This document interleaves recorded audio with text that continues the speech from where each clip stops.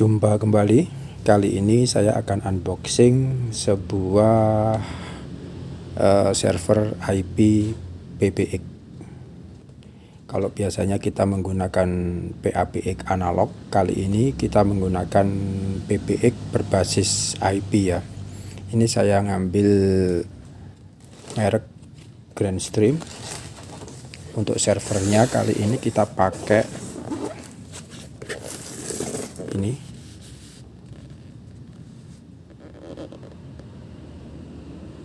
Grandstream UCM 6208. Ini 6208 ini 6 ini adalah serinya, kelasnya. 2 ini adalah 2 port analog untuk extensionnya. Yang 8 ini adalah FXQ nya atau kalau di PABX analog ini co-nya atau line telepon masuknya atau dari Telkomnya. Itu ya. Kenapa saya milih merek Grandstream? Karena dulu saya pernah ikut sebuah pameran dan saya diiklani ini, dan saya sudah pernah mencoba. Cukup simpel juga dan cukup bagus. Ini produknya Amerika. Ini produknya Amerika, walaupun dibuat di Cina ya. Oke, sekarang kita unboxing. Isinya apa?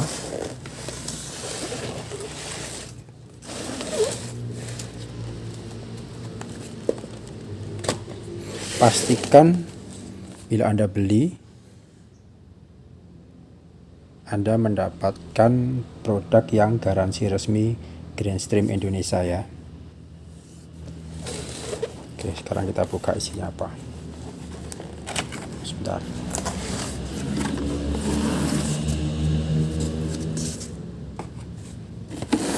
Sebentar. Nah, isinya pertama adaptor supply, kabel LAN,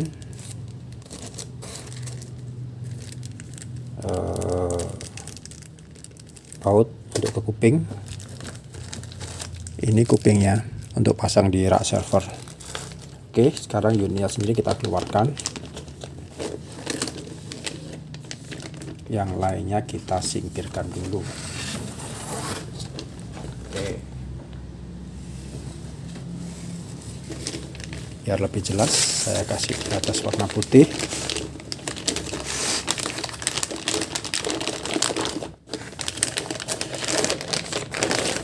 Kita lihat penampakan depannya dulu, atau kita lihat serinya dulu juga nggak apa-apa. Ini Grandstream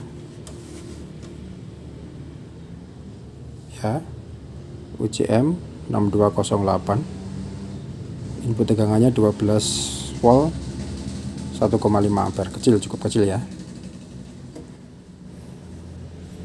Sekarang kita lihat bagian depan dulu. Nah, ada sebuah port USB, ada sebuah port SD card. Ini SD card ini biasanya untuk penyimpanan atau menyimpan log-log atau menyimpan voice record dan sebagainya. Kemudian ada 2 buah port phone. Buah port phone ini adalah kalau di telepon analog, PABX analog maaf, ini adalah ekstensi. Jadi ini ekstensi 1, ini ekstensi 2, tapi yang bentuknya analog, bukan berbasis IP. Jadi telepon biasa itu kita tancapkan di sini nanti bisa. Ini memang kita perlukan nanti. Kita perlukan untuk setting di katakanlah di ruang server itu sendiri, atau untuk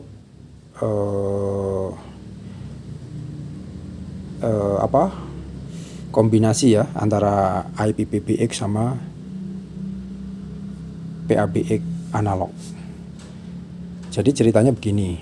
Ini saya ada pekerjaan karena di sebuah rumah sakit itu sudah punya PABX, tetapi sudah tidak punya extension lagi, extensionnya habis, mau dipakai sudah, mau menambah sudah nggak bisa, dan ada gedung-gedung baru. Solusinya apa? Solusinya adalah migrasi ke PABX. Tetapi untuk migrasi 100% berat karena harga pesawat teleponnya yang agak mahal. Kalau servernya ini nggak mahal. Servernya ini masih di bawah 20 juta. Ini bisa untuk 800 user ini. Tetapi yang mahal itu adalah teleponnya. Teleponnya per biji sekitar di bawah 1 juta lah. Yang ada beberapa jenis, tapi kalau yang termurah sekitar 700 sampai 800. Itu yang paling murah. Nah, di sini tugas saya harus migrasi ke PABX, tetapi migrasi ke IP PBX, tetapi tidak meninggalkan PABX analog yang lama. Jadi diintegrasikan untuk sementara. Nanti secara perlahan-lahan nanti saya harus migrasi full ke IP PBX. Oke, saya lanjutkan ya. Ini tadi 2 port untuk telepon analog. Kemudian ini ada telco line. Ini ada 8. Ini misalnya dari Telkom. Kita punya line Telkom ada berapa, ini masuknya di sini kalau line dari Telkom. Ada 1 2 3 4 5. Kalau di PABX istilahnya co line. Yang di sebelah kanan ini adalah indikator line USB phone 1 2 dan ini lainnya. Kalau nanti ada line yang kita tancapkan di sini, nanti nomor 1 menyala. Dan juga kemudian ada sebuah LCD kecil berisi informasi. Biasanya yang tampil di awal itu IP-nya, ini dapat berapa IP-nya ini. Karena settingan awal ini di HCP ya. Kita di HCP, baru setelah di HCP baru bisa kita tentukan IP-nya kita berapa. Sebaiknya dibuat statik biar mudah. Kemudian ini adalah untuk lihat menunya di sini, turun. Ini oke untuk masuk. Oke. Kanan kiri tidak ada apa-apa. Kita langsung lihat belakang.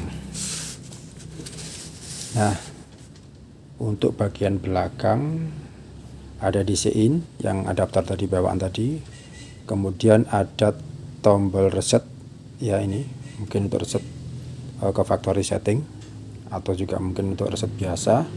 Tapi di dalam softwarenya sendiri juga ada reset untuk factory setting.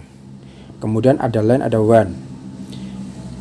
Jadi gini, server IPPBX ini Grandstream ini bisa difungsikan sebagai routing. Jadi ini menuju ke internet, kemudian yang LAN ini menuju ke switch ke telepon-telepon yang lain.